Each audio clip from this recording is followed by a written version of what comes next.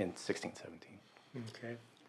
Understanding that even our Prop 98 $4 billion projected surplus isn't limitless, it is good to look at ways that Prop 98 may rationally be used rather than general fund. What's the feeling in terms of this fitting in as a Prop 98 expense? I think we would probably suggest that you have that as part of your larger school facilities conversation and how we want to fund construction of facilities across all schools and be comparable would be our suggestion. Okay, makes sense. Any questions? Seeing none, I would like, but we're keeping these issues, both issue number 1 and issue number 2 in item number 2 on hold pending the May revise. So I'd like to thank and excuse this panel. And we move to item number 3, which is school climate. And for this item, we invite up Carolyn Chu from the Legislative Analyst's Office, Mike Lombardo from Placer County Office of Education, and Ms. Ramos will stay with us.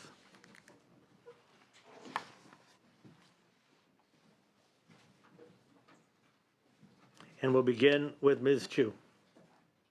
Good morning. Carolyn Chu from the LAO. I was asked this morning just to talk briefly about what the state has done in the past and what is currently being done to address school climate. So prior to categorical flexibility and the local control funding formula, the state provided funding through a couple of different categorical programs to address school climate, particularly with a lens towards school safety. So prior to LCFF and categorical flexibility, about $42 million went out through the school safety block grant, and another $16 million went out through the school safety consolidated competitive grant. In addition, the state also provided categorical funds for counseling, totaling around $170 million. However, those were targeted more towards ensuring that students were on track for graduation and were not as focused on school climate itself. Now, under the local control funding formula, almost all categorical programs were rolled into the formula. However, school districts are still held accountable for school climate since it is one of the 8 state priority areas. Particularly, districts and charter schools have to talk about suspension, expulsion, and other local measures or ways that they are taking the pulse of the school climate locally. As you may recall, our office did a review of 50 LCAPs over the course of the fall to see what were districts including in their local control and accountability plans. Particularly as related to school climate, districts talked about that issue very frequently, although it took different forms. Some school districts would talk about parental involvement as it related to school climate, attendance issues, dropout issues, graduation raising the graduation rate and lowering suspension rates. Particularly in terms of the actions districts were going to take, I'll just talk about the most common ones. Over half of districts talked about hiring additional counselors and social workers. Over half of districts talked about school climate programs, including restorative justice and anti-bullying. And then almost all districts in our sample talked about parental involvement and related that to school climate. So I'm happy to answer any questions you have, but that's my brief overview. Thank you. Appreciate it. Move on now to Ms. Ramos. Good morning, Monique Ramos from the Department of Education. So school climate is a topic that's very close to the superintendent's heart, and since essentially what the activities that the superintendent and the department have engaged in recently is applied for and received the School and Support Schools Grant, also known as the S3 grants. In 2010, the department applied to a U.S. Department of Education grant that enabled us to work on school climate with 58 high school grantees that are within 26 districts. The department and the grantees received $2 million annually. This was a 4-year grant that we have been able to extend out due to carryover. And some of the positive successes we've had with that grant is we have seen a 72% increase in school climate in school climate measurements. We've seen progress in students feeling as though their school climate has improved according to the School Climate Index. We've also seen decreases in substance abuse on these school campuses and increases in school safety. Additionally, the department has been able to continue to fund the administrative support of the California Healthy Kids Survey to date, particularly with the support of these S3 grants. Chronic absenteeism has been a huge topic for the superintendent, and he's worked closely with schools and community members to focus on behavioral interventions, which are often the root causes. He's worked with community members essentially to encourage access to health and mental health services, and programs such as restorative justice, positive behavioral intervention, as well as working with schools to encourage attendance at the lower grades, which is often a problem that can lead to long-term learning deficits. The superintendent has co-sponsored several conferences and collaboratives with the courts to address this topic. In 2013, they held a northern and a southern workshop where we targeted districts that had high levels of suspension and expulsion rates and had high levels of racial disproportionality within those rates. We'll also continue to work with the California Association of African American Superintendents and Administrators, as they've taken a lot of work on in this area. And recently, we've collaborated with CSESA, the California County Superintendents Association, to engage with 4 county offices who are then working with three districts within their jurisdiction to provide strategies within those county offices to provide more supports to school districts in an attempt to reduce absentee rates. I'm available for any questions if you have any. Thank you, very thorough. Move on now to our practitioner from the Placer County Office of Education, Mike Lombardo. Mr. Lombardo. Thank you very much for having me here today, and I applaud the efforts of the Department of Education and everything that they've done through the superintendent over the last 5 years to really bring school climate and the needs of creating positive atmospheres for students forward to the forefront of education. In California, though, there is a great deal of interest in improving climates throughout all the schools in the state, particularly with LCAP and the focus on student engagement, parent involvement, and positive climates. Unfortunately, in California, there's a gap in expertise to bring those programs to schools. So part of this proposal is to help create regional training centers that can support the efforts that the California Department of Education and CSESA has moved forward. There is roughly a little over close to 10,000 schools in California, and currently 1,100 schools are implementing positive behavior interventions and supports, multi-tiered systems, structures. In the last year, that grew about somewhere in the neighborhood of 500 to 550 schools entered into PBIS just last year alone. In California, there's approximately 3 or 4 technical assistance centers to support that growth. So there's a lag in expertise throughout the state. Placer is one of those, the Desert Mountain, SELPA, Orange County Office of Ed, California Technical Assistance Center, but we cannot keep up with the demand for trainers within the state. So part of this proposal is to create a regional system where we could enhance and expand on the partnerships with CSESA and the California Department of Education to create a system-wide approach to support in schools. Earlier today, you heard from the first speaker who said how important it was to create a model for schools for all students. Multi-tiered systems of supports and PBIS as a framework for that accomplish that goal. So it meets that goal of creating a safe space that's equitable, respectful, and leads to strong academic outcomes for students. Thank you. Thank you. With regard to PBS, how do we know if it's working? There's a lot of research. Placer County works with the PBIS National Technical Assistance Center, and there's many research projects throughout the country that demonstrate PBIS as being effective. And what is effective? What does effective look like? Reductions in suspensions, expulsions, a decrease in the penetration rate into special education, increased attendance, increased student engagement, reports from students of a safer atmosphere at school, and reports from teachers of an increase in job satisfaction and safety on the job. Just this week, I was at a high school district who's implementing PBIS throughout the entire district, 7, 8 high schools, 1 alternative ed, and they've reduced suspensions by 3/4 in their first year of implementing PBIS, and have only had 1 or 2 expulsions this year. So a dramatic decrease, enabling students to spend more time in their seats, learning and gaining, and having the ability to gain from the academic instruction. And that's a pretty common example in the schools that we work with.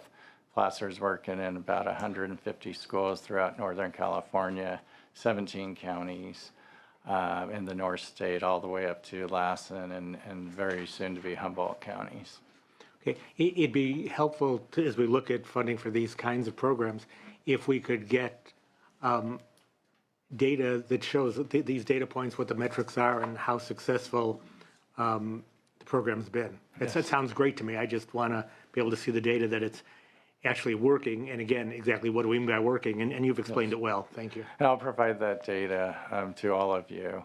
One of the advantages of PBIS as a framework for multi-tiered systems of supports is the data collection system. There's a data collection system that focuses directly on, are we implementing these programs as they're intended? So we know through the research, if we implement the program as intended with about an 80% rate of implementation, that schools will start to see the outcomes measured. The other part of that data collection system is called the school-wide information system, which can drill down from a global look at a school site or districts or across the state, all the way down to individual students with regards of when is this behavior happening, time of day, location, who's involved, which is particularly important in creating an increase in equity on campus. We can identify students or groups of students who have a higher need for multi-tiered systems of supports. Thank you. Thank you. Ms. Ramos, I want to congratulate the Department of Superintendent on the various programs you've mentioned. Again, the key with each of those programs is not just that they're well-intentioned, of course, but they're effective, and maybe the similar data points in those programs. I know last year, I believe we allocated $2 million for Museum of Tolerance training, professional development. Are you familiar with that program? I am familiar. I'm not aware if it actually made it into the budget, though. Did it? As I recall, the conference committee discussed the item, but I don't recall it being in the final budget. But I can go back and get the details on that. My recollection is the assembly, actually, the speaker I think put that that's money right. in. Yes, yes. And so if the money was put in, I know there's been a request this year to replicate that. Again, one of many programs that all hope to accomplish the same goals. I'd be interested in hearing how effective it was using those same or similar data points. Thank you. Other questions? Senator Allen? If there are no other questions, again, I want to congratulate you on the efforts being made so far and hope we continue these efforts. Thank you, and excuse this panel. This item was for information only. We now move on to item number 4, based on assessment, statewide assessment update. Call up Edgar Cabral from the Legislative Analyst's Office. Ms. Ramos is still here, and you'll identify. I am not Kara Cash. I know. So we'll find out who you are shortly. But let's begin with Mr. Cabral with assessment of assessments. Good afternoon, I guess now. Edgar Cabral with the Legislative Analyst's Office. And I was asked to just provide some context in terms of the changes that have occurred with our standards that's affected our student assessment system and has resulted in a lot of the changes that you'll hear more about from the department. All of the changes really started in 2010 when we adopted new Common Core state standards in English, language arts, and math. Because of these changes in standards, the state has then been in the process of developing a new assessment as part of the Smarter Balanced Assessment Consortium. And as you may know, this year the state is already now administering these exams for ELA and math. Related to changes in these standards, we also have different assessments that the state is in the process of working on for some smaller populations of students. First, there's a primary language assessment, which is something that is intended to provide a assessment of a student's literacy if they don't speak English. And so in the past, we had a standardized test in Spanish. So the superintendent, as part of legislation that created our new assessment system, is required to consult with stakeholders to determine kind of the purpose and details of what this assessment would look like and what it would be used for. The other piece is an alternative assessment for students with disabilities. So the Common Core, actually, with the Common Core, there is an expectation that greater numbers of special ed students would be able to use kind of the mainstream test, because there are a lot of additional supports and tools that are embedded within the Smarter Balanced assessment, such as built-in calculators, and there's no specified time limit, so that does provide some. These are some of the modifications or accommodations that some special ed students used to receive, but there will still be a subset of students that will need to take an alternative test, and it'll be laid out in their IEP, and so that's another test that you'll be hearing about later. Then, in addition to Common Core, there are two other changes in standards. First, changes in the English language development standards that the board adopted in 2012, and these are new standards that are used to provide support and instruction to English learners. This aligns our English language development standards with the Common Core, and so in order to make sure that we used to have and are currently using a test known as the CELT, which is a test that we use to determine the proficiency of English learners, and it's one of the pieces of information that's used to determine whether a student should be reclassified. We need to update that exam so it's also aligned to Common Core, and so right now the state is in the process of moving towards developing this new assessment, which is known as the LPAC. And then finally, in 2013, the state adopted the Next Generation Science Standards, which, very similar to the Common Core, was a set of standards that were developed with many other states. I believe it was 26 other states that were part of this group, and then subject matter experts all across the country. The state adopted these standards, and now we're in the process of developing the new assessments that will go along with these standards. They're known as the NGSS. And then similar, we'll also need to develop, after these assessments are developed, also an alternative assessment for those students with disabilities. Two just other quick notes that I would point out. One assessment that has not been changed in any way is the KC, the high school exit exam. There is legislation right now being proposed that would suspend it, but currently this exam still exists, still is a requirement for students to graduate, but is not aligned to the Common Core state standards. And then finally, there are some. The change in our assessment system eliminated one group of tests in one subject area, history, social science, and it also eliminated a lot of specific subject matter exams in science and mathematics. And so, as part of the legislation that changed our assessment system, the superintendent is required to submit a report by March of 2016 to recommend any other assessments that should be added to the assessment system, whether that be in existing areas where we already test or in others that we're not testing right now. Okay, thank you. Ms. Ramos, Education. Monique Ramos with the Department of Education. So Carrick Ashley is actually presenting at the State Board of Education at this moment. So with me I have Michelle Center, who's the Smarter Balanced State Lead, to answer any questions that the committee may have.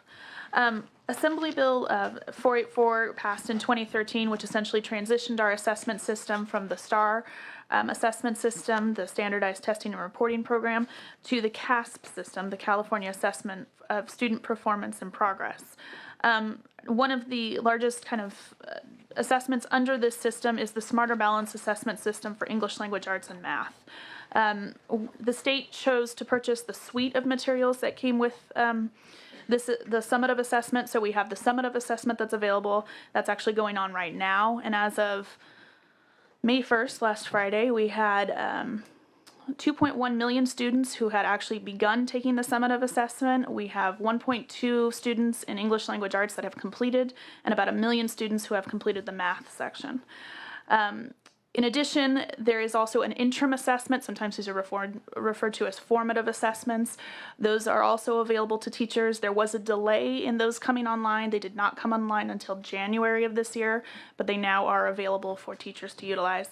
And then lastly, there's the Smarter Balance Tools section, which is available for teachers. This also contains blocks of questions that could be used for interim or formative assessments, and additional tools available to teachers to use. Additionally, the state has the NGSS assessment system as, the state is transitioning to new standards for the NGSS assessment system. So currently, students are taking the California standardized test aligned to the 1997 standards in grades 5, 8, and 10. Additionally, students who take the California Alternative Performance Assessment are also taking the assessment aligned to the older standards.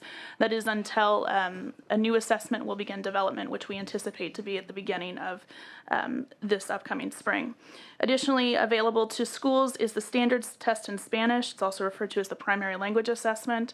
This is now a voluntary assessment that schools can choose to utilize until the State Board of Education makes a determination about replacing that assessment. One of the assessments that's currently going underway for transition is the California Alternative Assessment, which is replacing the CAPA, the California Performance Assessment. This year, the department or the state is field testing the new assessment. It's piloting the new assessment, and this is for the students with the most significant cognitive disabilities. Currently, we are assessing grades 3 through 8 and 11. And then additionally, what's occurring right now in regards to the next generation science standards and the primary language assessment, the department has been working with stakeholders to get feedback as to what grades should be assessed, particularly for science. Federal law requires that we assess in grades in the bandwidths of 3 through 5, 6 through 9, and 10 through 12. In addition, we've met with stakeholders to determine how to assess these skills, so performance tasks or other types of measures. That report will be going to the State Board of Education this summer. We anticipate, again, test development to begin the spring of 2016 with an operational assessment in the 18-19 school year.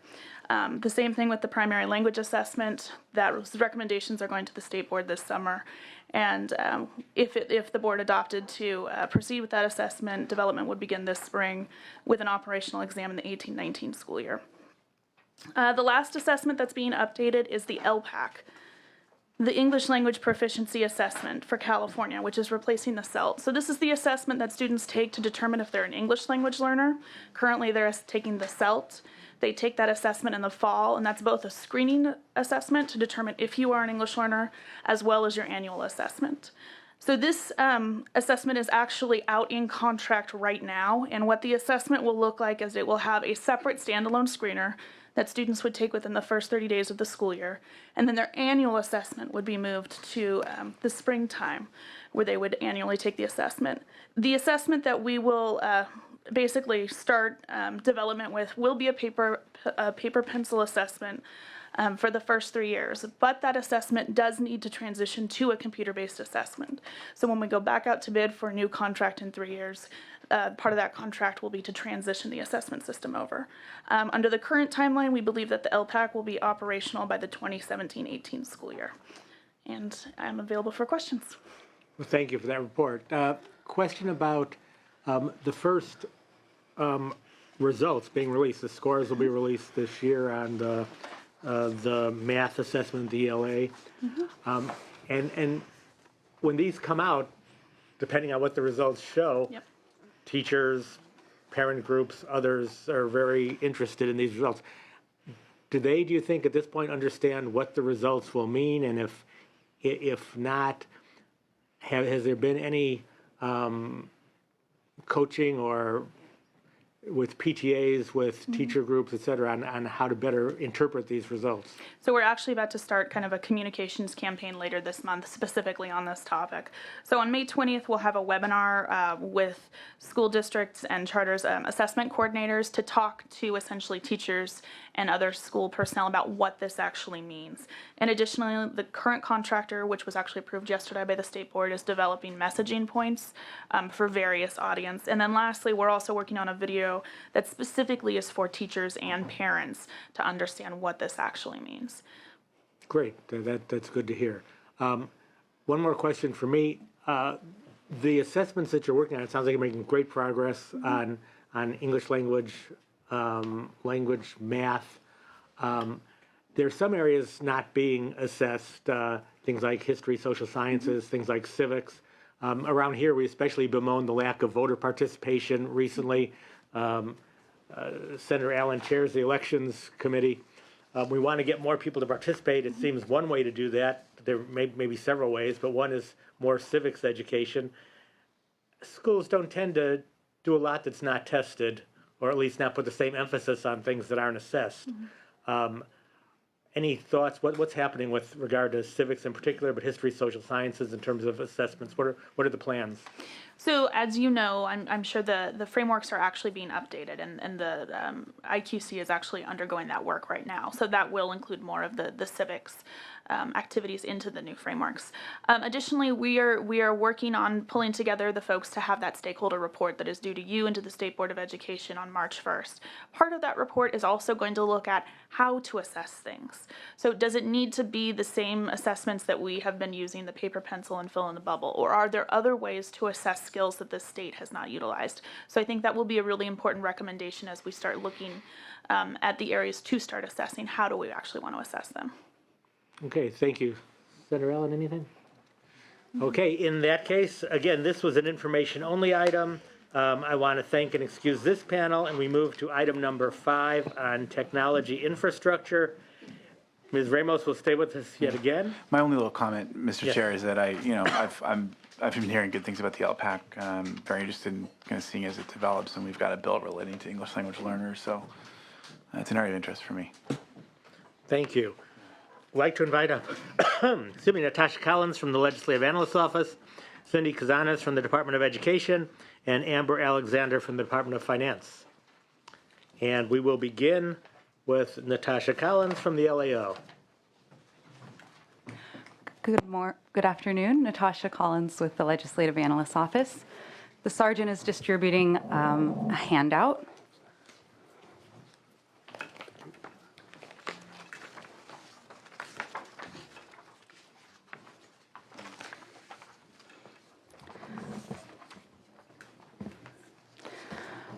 I've been asked to provide a background on internet in schools. After I provide that background and some information about the broadband infrastructure improvement grants that are going on in the current year, the Department of Education is going to follow up with an update on those grants. After that point, Finance will put forth the governor's proposal for internet in schools, and I'll provide the LAO assessment and recommendations. Great.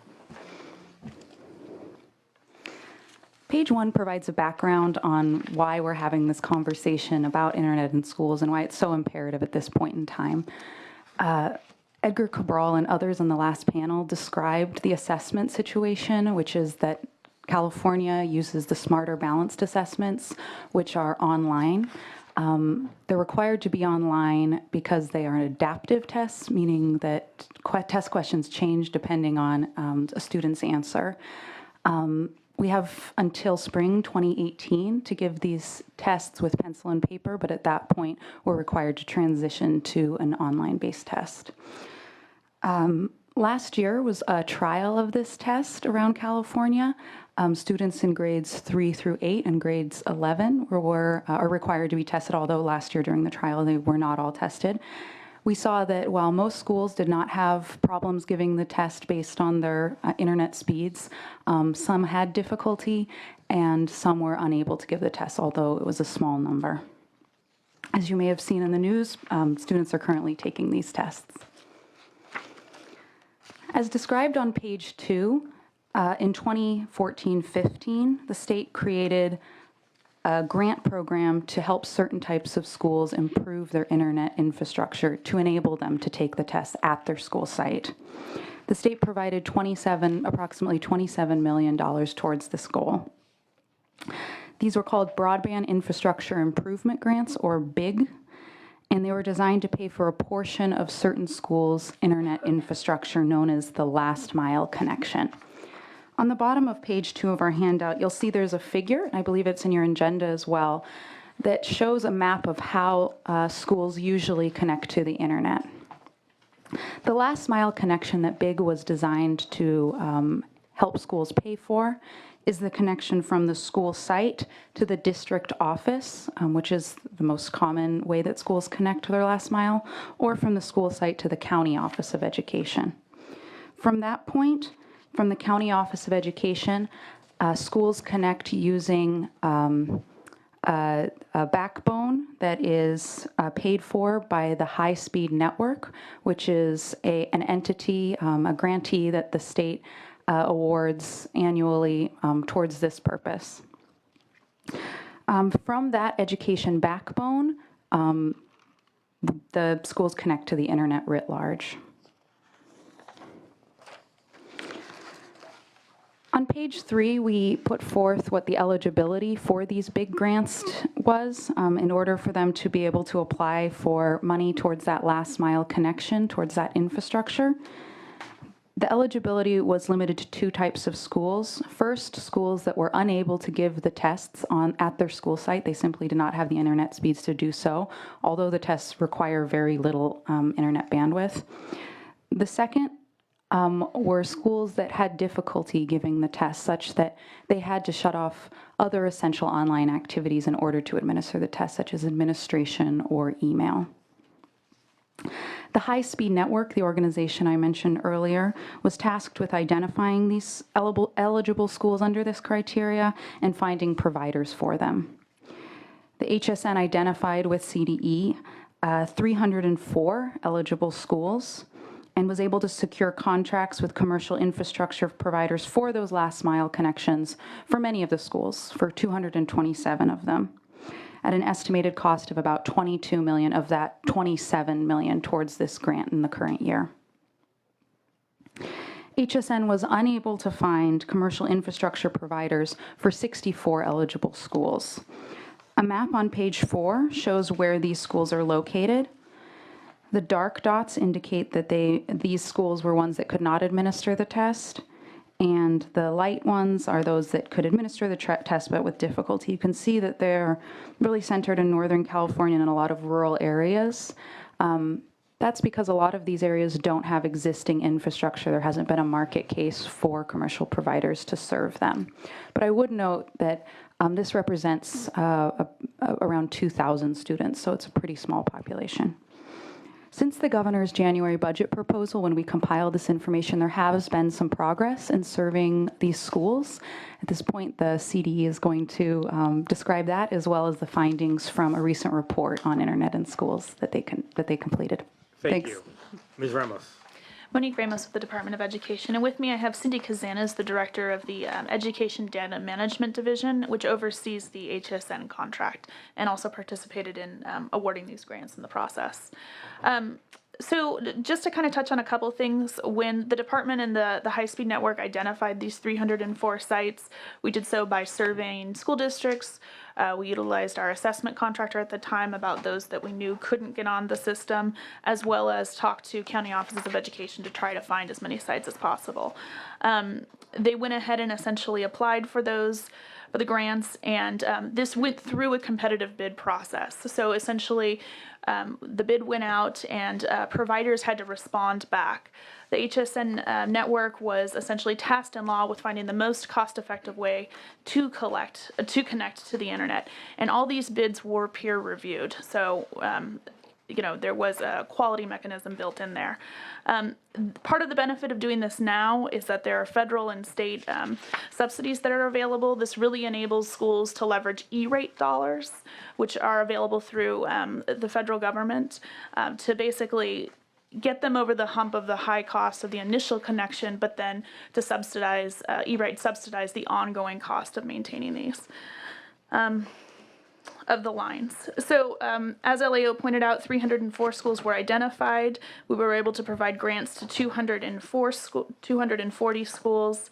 Of the 64 schools that did not initially receive bids, we were able to work with them, and 18 of them actually ended up getting bids and have something available to them. So now we're down to 47 school sites that we are aware of.